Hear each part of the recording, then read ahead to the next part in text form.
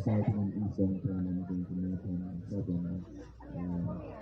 And it was humbling for me when I started with the project star because that is when I found out that my community that I'm from in Montego is the seventh most crime-ridden community.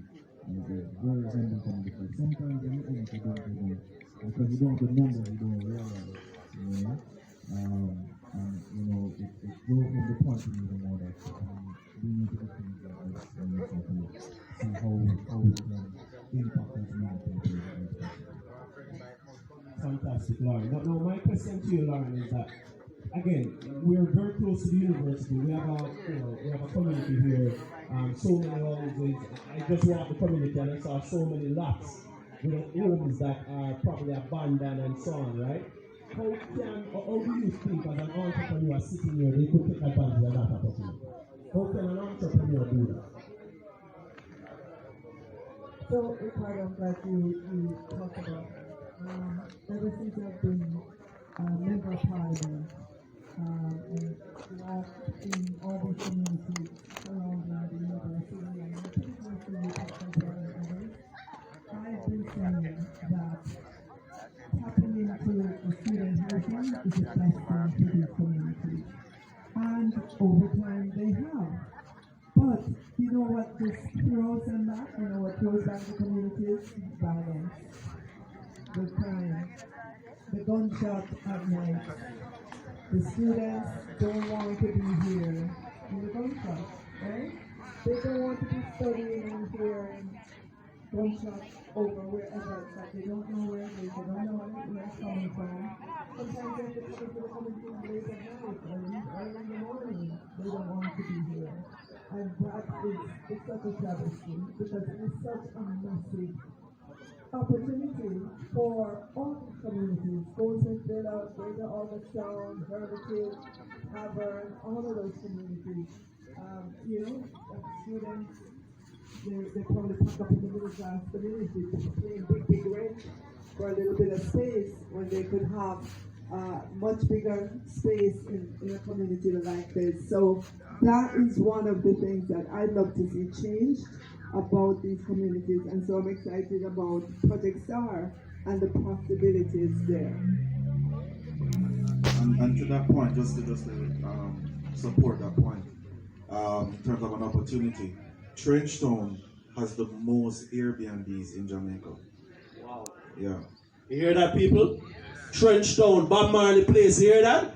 Most Airbnbs. Tell us about that, Larry. Yeah, man. So and it's so Airbnbs are so popular in Trenchtown that the community members can't even find places for themselves to live. Wow. They have to be moving out because it has gotten so popular, and they can only do this because of the reduction in crime. Right.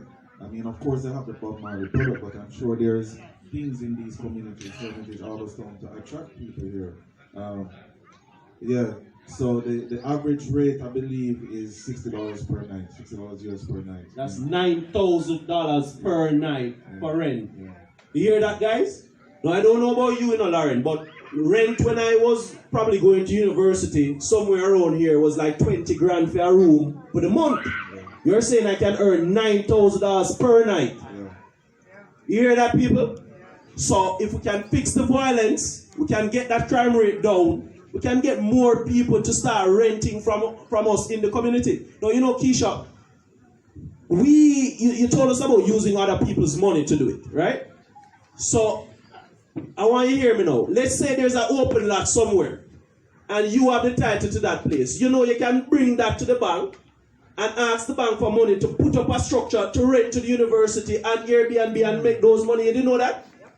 These are opportunities that you can seize, but you have to follow that step. You have to make sure that you're banking them up, your record and so on, so you can get there. Now, Lauren, I think you have touched a very good point in terms of Trenchtown. And, I would say Augustown has the benefit of being so close to the university. If you live here, you can literally walk. Reduction in transportation and so on. So it's an excellent opportunity. Now, I was actually waiting until last to share my own story, right? And what I'm going to say to you, team, and just everyone in the audience is that, as we said, the theme is not where you're coming from is where you're going. That makes sense? As I mentioned, I grew up right down the road. I would have gone to JC. I would have passed. I was a Rhodes Scholarship finalist in 2010 as a 20-year-old. I got the Fulbright Scholarship in 2013. These are two of the biggest scholarships in the world from someone who walked the same path that you are walking right now. I would have played football right on this field when that stage wasn't there. I don't know if you remember, and the path was there to walk down. There was one Saturday I was playing football here and we walked down to camp and some men came up and shot up some people right up there. You remember that? It was one Saturday, you remember that?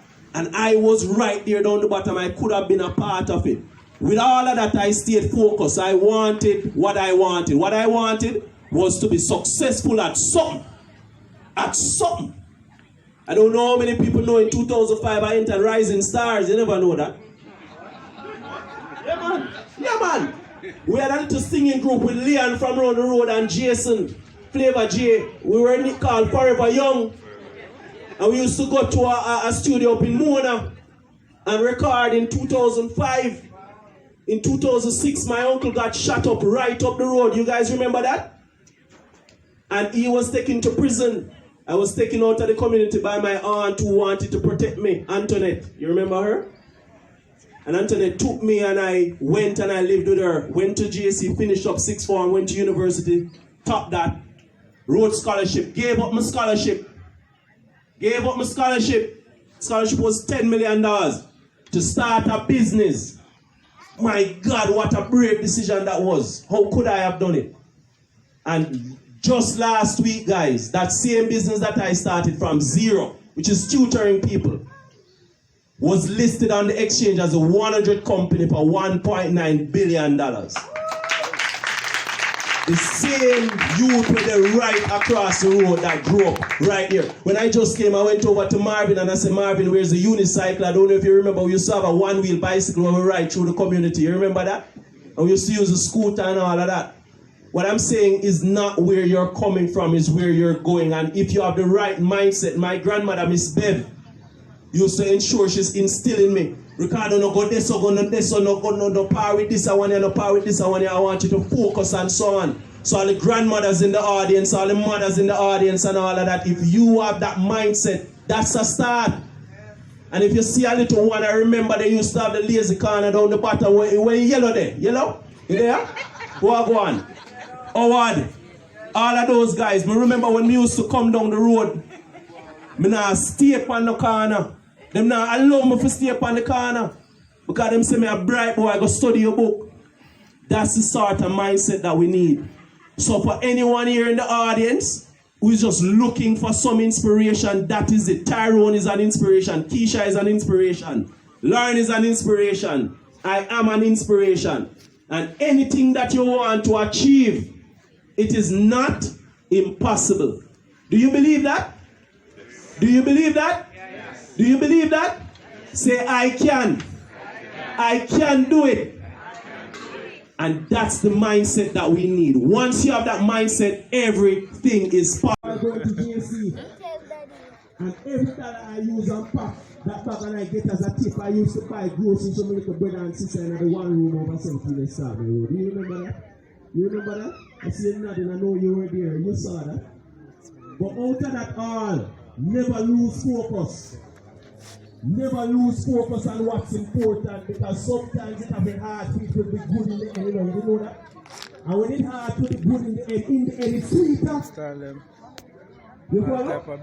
And so that's what I want to leave here with you all today, that anything is possible once you put your mind on it. It doesn't matter where you're coming from. Thank you so much, guys. Thank you very much. Now,